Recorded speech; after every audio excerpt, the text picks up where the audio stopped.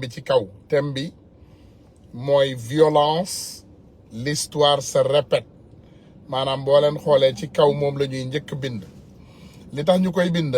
c'est parce que dañuy topp li nga xam ne moom mooy actualité parce que dañu am ay taskatu xibaar maanaam li ñuy wax journaliste ci réew mi waaye ñun suñu taskatu xibaar yi daanaka ñu ci ëpp Macky Sall dafa jënd seen ngor donc day tax ba xibaar yi ñu war a jox ci journée bi duñ ñu ko jox donc loolu mooy waral ñu nit ñuy daal di def li nga xam ne moom mooy fast track mooy ñuy def actualité bi ñun dañuy gis li nga xam ne moom mooy dëgg ñu génnee ko indi ko sur la table parce que doomu aadama yi dañuy dégg ñu koy layam-layame waaye du leen wóor waaye bu ñu déggee ñu koy layam-layame te wóoru leen ñun dañuy daal di ñëw dëgg boobu ñu indi leen ko sur la table gënaluñu nag comme ni ñu leen koy waxee toujours ndax yenn saa yi temps bi sax day xat parce que nga war a liggéey nga war a toppatoo njaboot nga war a def yu bari waaye dañuy obligé bañ actualité yi raw ñu parce que actualité yi bu ñu rawee ñoom dañuy daal di jaxase xelu doomu aadama yi donc ñun li ñuy def mooy dañuy ñëw ñu leeral xel yi taal xel yi comme ni ko suñu mbokk ba daan waxee Birame Souleye Diop dañuy taal yee doomu aadama yi parce que les Sénégalais aujourd'hui daanaka ñu ci bari da ngay xam ne dañu découragé sax ci suñu taskatu xibaar yi déglootuñu leen donc ñun la ñuy xaar dañuy xaar ñun vraiment ñu taal live yi pour ñoom it ñu mën a jël xibaar bi nga xam ne ñoom mën nañ cee sukkandiku pour bu boobaa ñu mën koo jariñoo te li may wax toujours les Sénégalais sont éveillés les Sénégalais ne dorment plus maanaam yàlla dimbali nañu macha allah ba vraiment gis nañu ne genn wàllu Sénégal gi tey yeewu nañu koo ci wax rek bu koo ci ñëw di ko wax say waxu dof sax da lay ne ah bon boo génnee kër ga mu ne ma xoolal ma dof bi man xam naa li xew yëpp ndax mbir maa ngi ci YouTube bi mi ngi ci Facebook bi mi ngi ci Instagram bi maanaam réseaux sociaux moom ba mu amee ba léegi benn doomu aadama réereetul mbir parce que lu la wóoratul sax boo déggee tey RFM wala TFM génn di kàcc sax boo demee dem xooli vraiment li nga xam ne moom mooy dëgg bi rek da nga koy gis da ngay gis lii dëgg bi automatiquement te bu boobaa day daal di yomb pour yow nga mën a sukkandiku ci loolu nga xam ne lii de mën naa cee dóor sama doom waaye am na ci xibaar yoo xam ne tey ci Sénégal boo ko dégloo yow ci sa bopp daanaka ba nga taalee xibaar bi di ko déglu rek da ngay xam ne y'a problème par exemple ma jox leen bi ci gënal feeñ démb dama taal man maa ko taalal sama bopp RFM matin ma ne comme masiba naaru laay bu mel ni xew na Ziguinchor xaaral ma taal déglu lan lañ ciy wax bi ñu taalee rek dañu ne waaw jàmmaarloo bi amoon foofu ci Ziguinchor diggante Ousmane Sonko ak nitu Doudou Ka et puis gis nga loolu c'est important sénégalais yi di ci bàyyi xel loolu misinformation la tudd maanaam c'est une mauvaise information parce que la bonne information du nitu diw ak nitu diw jàmmaarloo mais la bonne information mooy nitu diw dem ak ki nitu diw attaqué leen loolu moom moo xew y en avait pas deux partis politiques yoo xam ne ñoom ñoo doon werante di daggasante di xeex di xuloo déedéet benn parti politique moo jóg gis beneen parti benn nit Ousmane Sonko ak ay garde du corps am ak quelques partisans ñu yéeg ci benn immeuble di fa amal ndaje parce que je vais vous dire une chose nous on est bien informés du déplacement du président Ousmane Sonko mais ba man bi may wax ak yéen man xaw ma woon ne Ousmane Sonko mi ngi Casamance parce que bëggul woon mu doon lu siiw moom dafa demoon daje ak ay nit wu amal waxtaan bu yar bu ay am teggin maanaam def ko lu tuuti bu waxtaanee ak ñoom ba pare daal di jël li nga xam ne moom mooy yoonam encore ñibbi si waat parce que bëggul woon créer maanaam embouteillage wala créer tension wala wane dooleem demul woon pour loolu waaye ba mu demee ndeysaan comme nitu Doudou Kay yëg nañ ne président Ousmane Sonko mi ngi ci yoon am fu mu dem rek ñu dem dajaloo fa ñu ñëw créer tension boo leen dégloo di ngeen déglu ci nervi yooyu nit ku génn naan ko waaw génnal fii ce qui nous est arrivé en mois de mars c'était une surprise na génn na Ousmane Sonko génn xam nga loolu mooy provocation te liñ ci doon séentu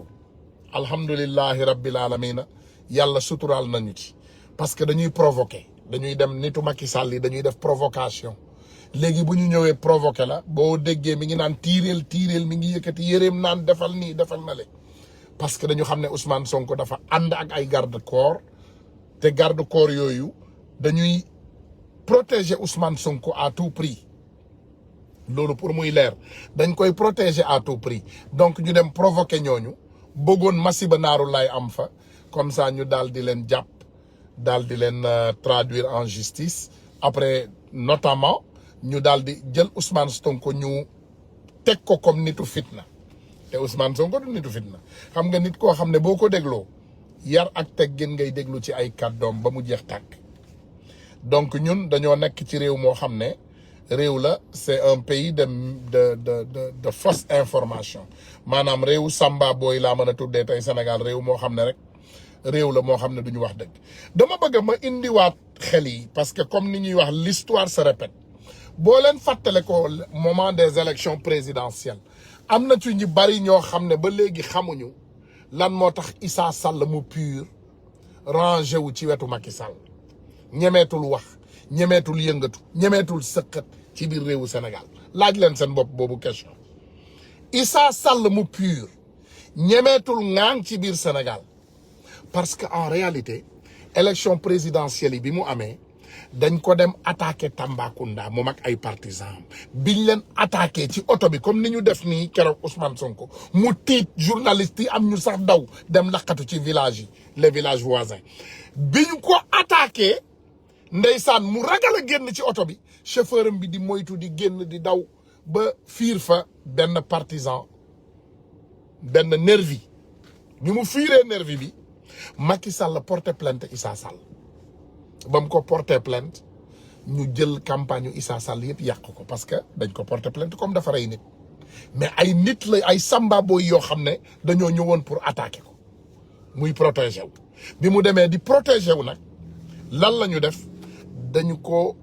jël stigmatiser ko traité ko de quelqu'un qui a tué une personne dinaa leen indil vidéo Issa Sall boobu ngeen bàyyiwaat ci xel mi ngi ñëw parce que gis nga ñun nguur gii ñu ko seqal daanaka boo leen bëggee jox tur da nga leen di tuddee ay samba boy parce que ce n'est pas des personnes d'état duñu ay nitu état duñu ay nit yoo xam ne intérêt sénégalais yi tax na leen jóg dinaa leen indil vidéo Issa Sall bi dafa important pour ñu déglu ko ñu xool les faits maanaam ni mbir mi tàmbalee woon ba yegg fii nga xam ne moom la ñu yegg parce que bu leen fàtte ne Macky Sall est une personne que vraiment il est très il n'est pas intelligent mais yàqkat la dafay bëgg di boole ay doomu aadama di ñu booleeg suñu mbokku sénégalais yi dama bëgg campagne électorale démonstration de force du pur laa leen bëgg a won jéggal leen ma vidéo bi dafa yéex quoi vidéo pur bi ah baal leen ma vidéo bi laa comprendre naka laa mën a def pour mu ñëw ba leer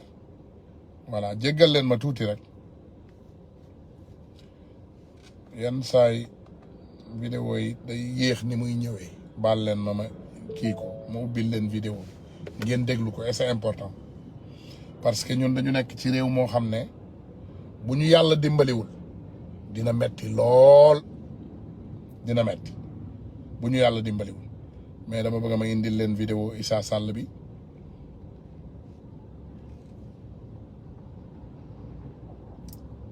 voilà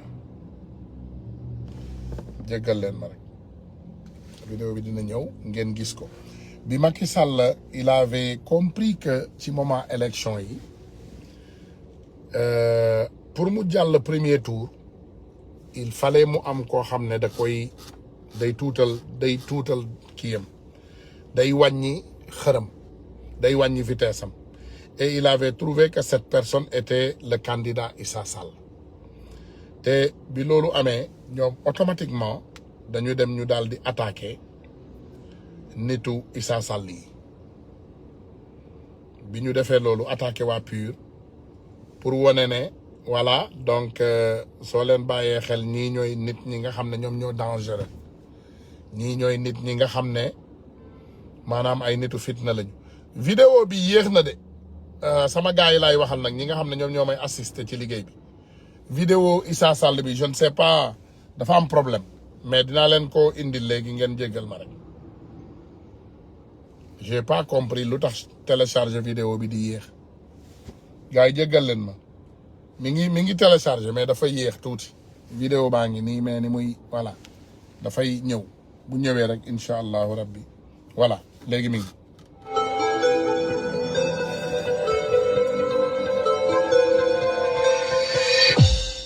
Moment de communion avec une foule en liesse.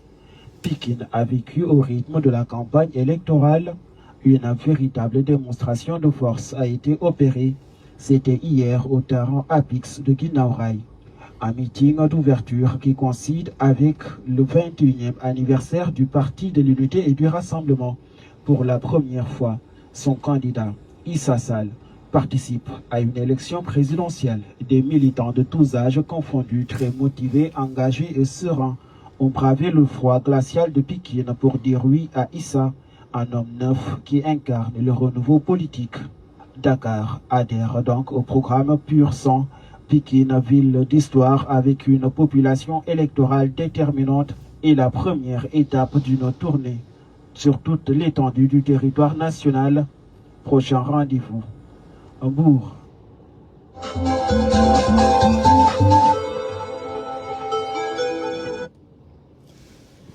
gars yi loolu démonstration de force pure la woon bi pure génnee def benn démonstration de force ñu daal di dem campagne électorale boo leen fàttalikoo pure bi mu demee Tamba ils nous ont amené des vidéos incha allah dinaa leen indil vidéo yooyu dans quelques minutes yoo xam ne dafa wane ne les partisans de Macky Sall étaient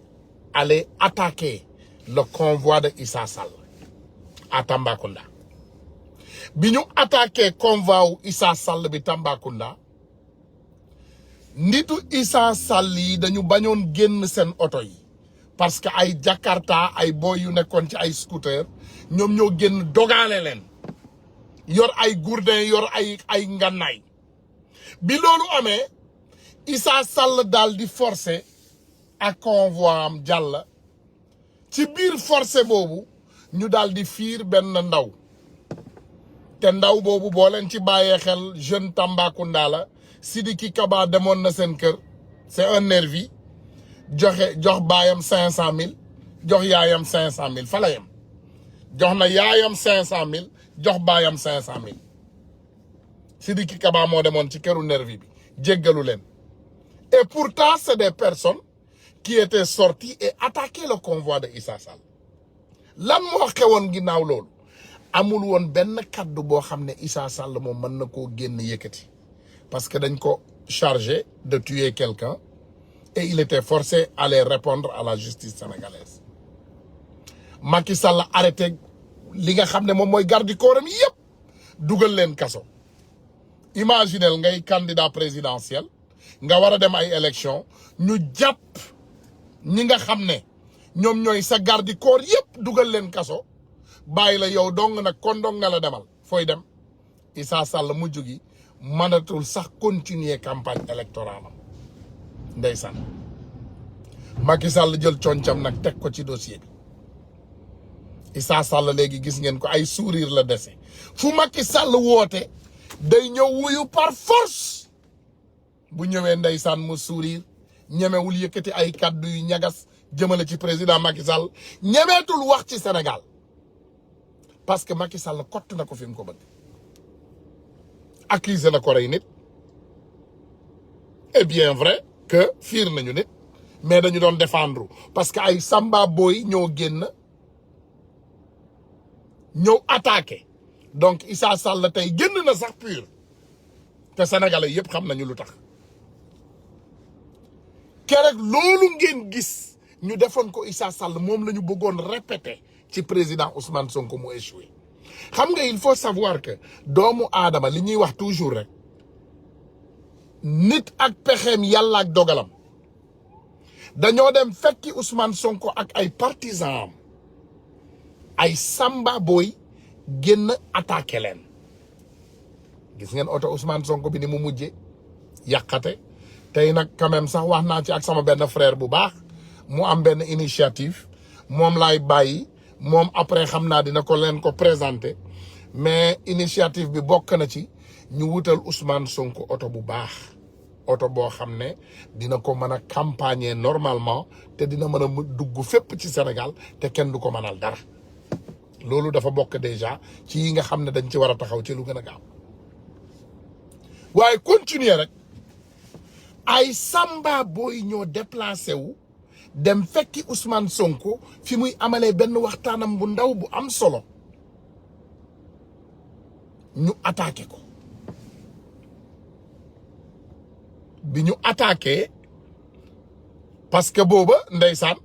partisan Ousmane Sonko yëguñu ne ma nga fa ñun ñëpp ci biir live bi la ñu yëgee ne Ousmane Sonko ma ngay Casa non yëg nañ ko ci bindu Bougane bi ci affaire bi mu génnee répondre ne wala affaire Bougane biñ ko toppee ay manipulation la te moom bu génnee bu ñëwee incha allah dina ci waxtaan ak ñoom donc bi loolu amee ñun ñëpp ci la ñu xam ne le président Ousmane Sonko est en Casamance parce que tàgguwul kenn deful conférence de presse deful dara parce que Ousmane Sonko li mu doon bañ mooy yëgal waa Casamance ne mi ngi ñëw maanaam Casamance ñëpp bàyyi seen liggéey gàddaay wutali fa mu jëm waaye bañ ko forcé nag pour mu wone dooleem moom wone na li mu manee ci Casamance defe naa li ci des moom ñun duñ fi nekk di ko layam-layame wala di leen ko nettali wala di leen wax waaye yéen man ngeen waa APR comme ni ngeen daan def jël leen seen njaganjaay yi ngeen feesal ci ay nitu Dakar Fuuta ak fépp ngeen jël seen bétail mu coûté leen nag ay millions ay milliards voire des milliards jël leen ngeen feesal leen ci ay njaganjaay ak ay car ngeen yóbbu leen sax ci benn stade Ziguinchor ngeen ne ñooñu yëpp ay partisans wu Doudou Ka lañu amul problème ndax gisoon nañ ko fi ci moment wu bindu bi ay car yu mu jëloon Dakar feesal ko ay nit ay bétail électoral indi leen di def ay transfert d'électeurs loolu gisoon nañ ko fi donc li ma leen di wax la rek sénégalais yi yeewu nañu fi mu ne on est réveillé ñun daan nañu nelaw nag nelaw yi xóot lool waaye guddi yi ñu toll amul benn doomu Sénégal boo xam ne mi ngi nelaw même les journalistes qui dormaient sax ñoom sax ñu ngi yeewu léegi ndeysaan macha allah ndax réseaux sociaux ndax léegi da ngay gis da ngay taal mbir mi rek benn nombre bu takku ñëw dugg di déglu te bu ñu dégloo dañuy daal di dagg vidéo yi di ko envoyé ay doomu aadama partout fii balaa ngoon xibaar bu war a xew ci dëkk bi day xew Ousmane Sonko bu réseaux sociaux amuloon Ousmane Sonko bu vidéo yi gaawuloon génn dañuy daal di changer opinion nationale bi ne voilà vous voyez il est violent dem na attaquer nit Doudou Ka yi déglu ngeen parce que ñoom lu mu gaaw nitu Doudou Ka la ñu gis mu génn di menacer président Ousmane Sonko naan ko fii Macky Sall ko moom Casamance de naan fii Macky Sall moo fi moom un sow parce que parfois léegi boo xoolee les violents du Sénégal ma gis suñu frère Akhenaton bind ci lu am solo c'est les Diallo les Sow les Ba les Nangam les Anne yooyu la parce que Cheikh Omar Anne gis ngeen liñ fi def yéen a gis Cheikh Omar Anne Cheikh Omar Ñebbe il a ses nervis il fait du n'importe quoi à Dakar tey boo leen xoolee cette dame Penda Ba moo fi génnoon saaga xeetu lëmm damay nangamtaan wolof nii nangamtaan wolof na le ñu jël ko daggal ko billet génne ko bitim réew tey boo leen xoolee ce jeune Sow là ce bandi moo dem taxaw Casamance créé fa scandale wax lu ne ñaawteef bu ne mu génne ko ci gémmiñam il faut que doomu aadama yi xam ne sénégalais yeewu nañu on duñu daanooti ci piège yu ndaw yooyu il faut ngeen xam ne président Ousmane Sonko nekkatul doomu aadama boo xam ne da ngay daal di dem rek jëli ko këram ne voilà da nga koy traduire devant une justice de n'importe quoi kooku nekkatul président Ousmane Sonko président Ousmane Sonko la sécurité du Sénégal est liée directement à sa sécurité maanaam jël ko dafa mel ni nga bëgg a sangoo deret Sénégal dem jëli président Ousmane Sonko këram dafa mel ni ngeen bëgg a tabax géeju deret xam nga géeju deret une mer de sang dans le Sénégal loolu ngeen bëgg a def parce que kii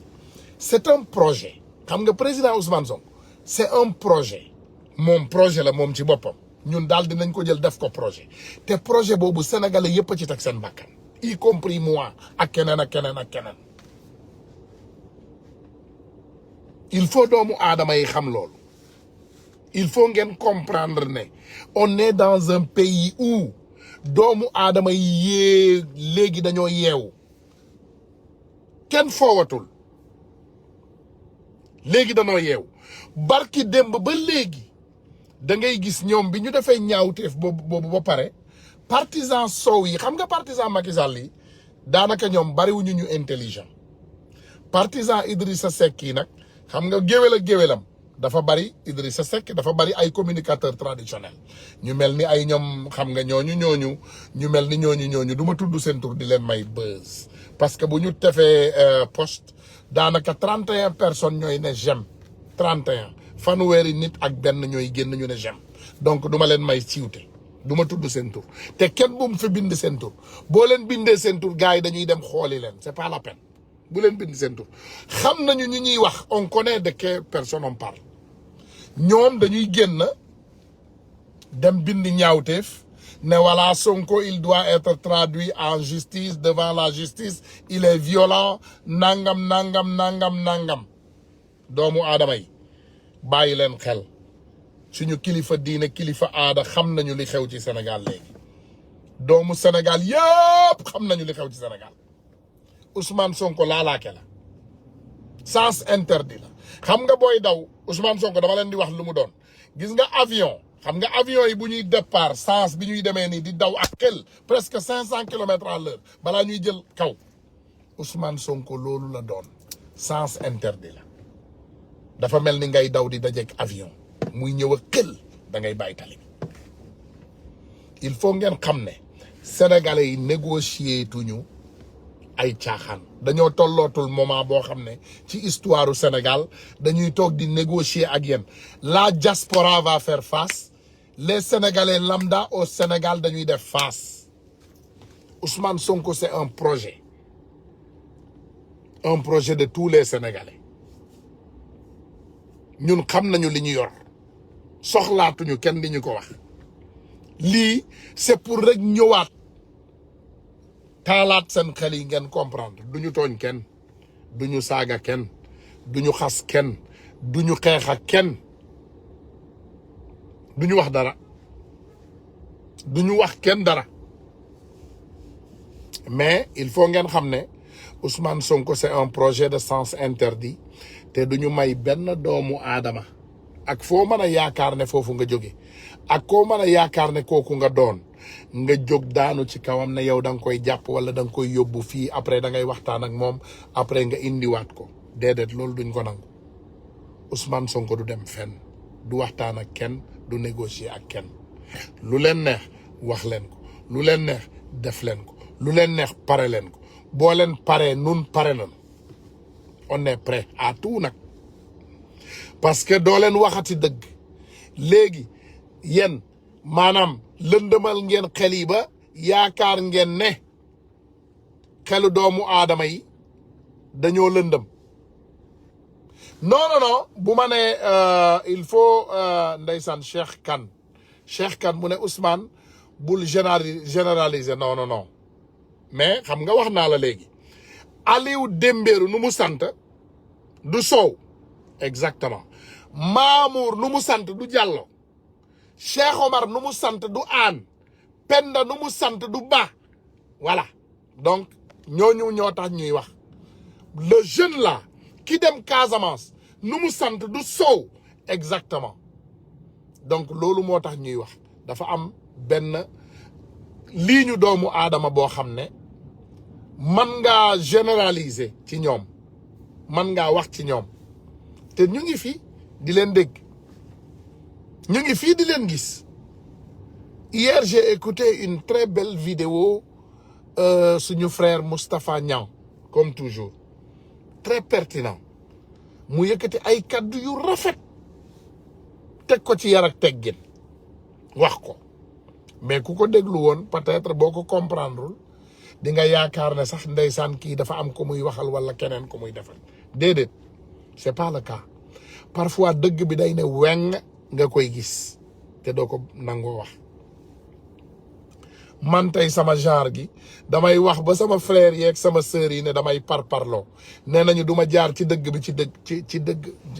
dëgg bi du ma ci jaar ci digg bi man dama gis le président Ousmane Sonko monsieur projet dafa am nu muy yëkkatee ay kàddoom di ko wax trajectoire boobu laa bëgg a jël bëgguma jël beneen trajectoire boo xam ne damay offensé wala gaañ wala mettit ay xolu nit loolu taxumaa jóg ñun li ñu tax a jóg mooy defar suñu réew mi te defar suñu réew mi parfois dina waral comme li ma wax rek mooy waxtu bu jotagul kenn du ko julli voilà defar suñu réew mi mënuñoo dammandoo lépp defarandoo lépp en même temps ndax yàlla sax ndeysaan bi muy sakk doomu aadama nee na ci toq deret lay commencé maanaam góor ak jigéen ñu séq am lu génn ci góor dem ci jigéen mu daje après mu tàmbalee ci toq deret ba ñëw nekk morceau yàpp bay développé ba nekk doomu aadama boo demee ba nekk doomu aadama boobu ndeysaan après mu juddu màgg donc loolu nag buñ ci demee yu mel noonu buñ ko gisee ñun tamit dañuy xam ne combat bi ñu tàmbali combat bi bébé la woon nekkatul bébé nag léegi bébé la woon te bébé boobu dañ koy yar mu màggin bu baax voilà dañ koy yar def ci moom diine màggal ko yar bu baax donc ñun ci doxin boobu la ñu nekk du caagin que mënuñoo wax dëgg yëpp mais mënuñoo ubbi maanaam téeméeri buntu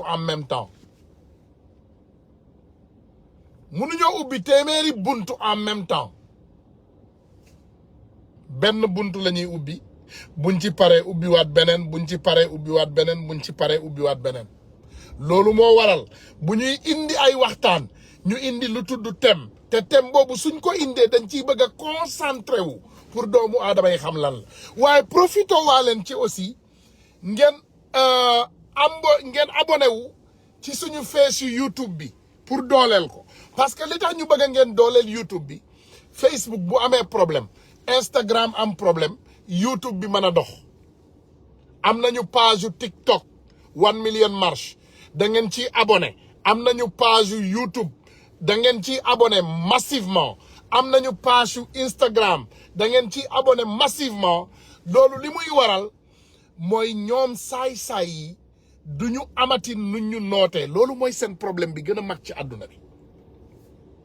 dinaa leen wax lu garaaw toog naa ba dégg nit ku ma woo nee na daf may proposer pour jënd page 1 million marche bi mu ne Tunkara page 1 million marche bi laa bëgg a jëndee temps dama reetaan ba xaxataay ba tëdd suuf ba yëkk dama tànk ma ne ko li ñëpp bokk kenn mënu koo jaay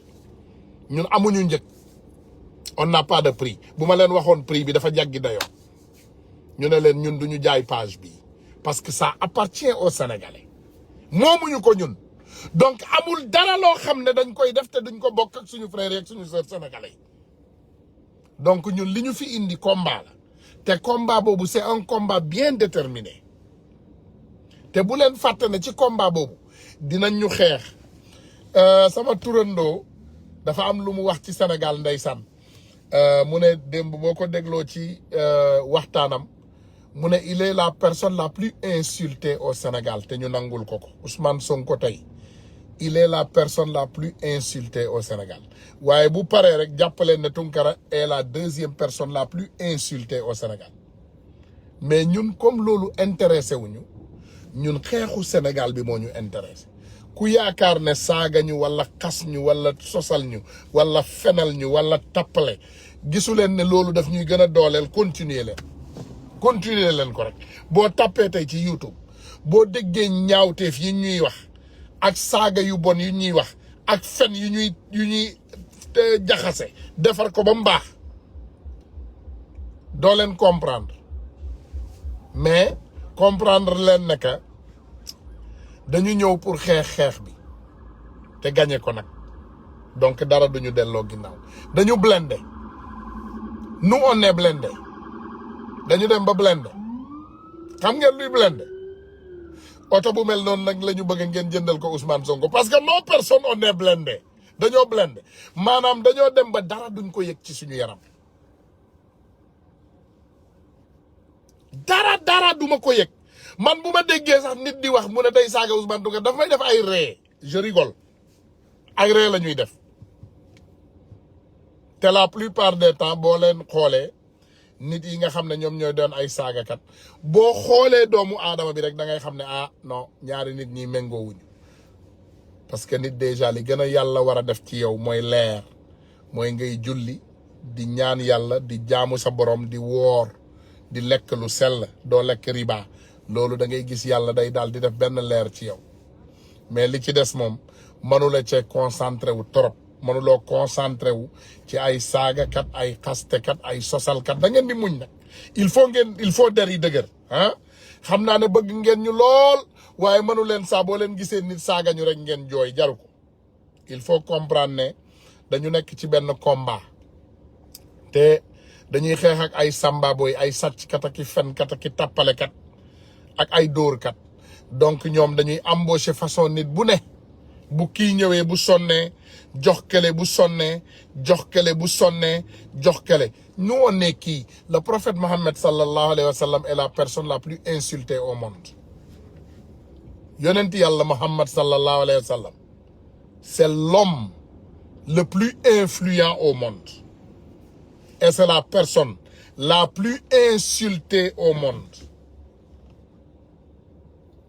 yenn saa yi ñu defal ko ay dessin animé indil ko ay saaga yu ñaaw indil ko ay manque de respect mais loolu il faut ngeen comprendre ne loolu c'est une partie de ce combat loolu mooy ñu ngi ci yoon bu baax bi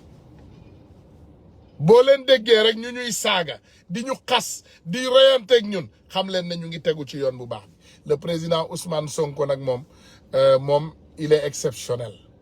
man idole laa ko jàppee rak xam nga am rak nga def ko idole man idole laa ko jàppee c'est une personne exceptionnelle mooy góor yàlla bu dul fen góor yàlla bu dul sàcc góor yàlla bu dul tappale góor yàlla bu dul tricher góor yàlla bu dul tooñ léegi nag il faut ñoom ñu protéger ko ñun ñu protéger ko avec notre vie parce que ñoom dañuy tooñ dañuy sos dañuy attaquer dañuy tooñ mais nañu continuer rek nañu continuer combat bi nga xam ne ci moom la ñu nekk te bu ñu dellu ginnaaw ma wax leen ko lépp lu ñuy indi rek nañ ko indi ci ay leeral lépp lu ñuy indi nañ ko indi mu nekk dëgg nañu am jom rek am fulla am fayda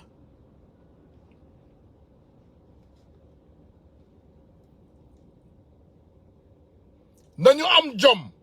am fulla am fayda am caractère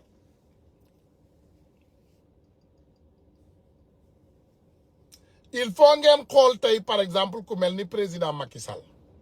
mi ngi Dubaï président Macky Sall mi ngi Dubaï di yaataa yombe dinaa leen indil benn vidéo ngeen xool dans toujours ñu topp rek trajectoire bi ngeen xool vidéo Issa Sall bi sur l'affrontement à Tambacounda.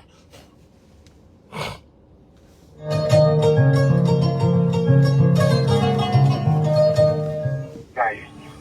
politique na yaakaar nañ ko xam élection séntuwuñ ci violence te nag violence bi dafa yàgg a commencé te jógewul fenn lu dul ci kaw benn bokk yaakaar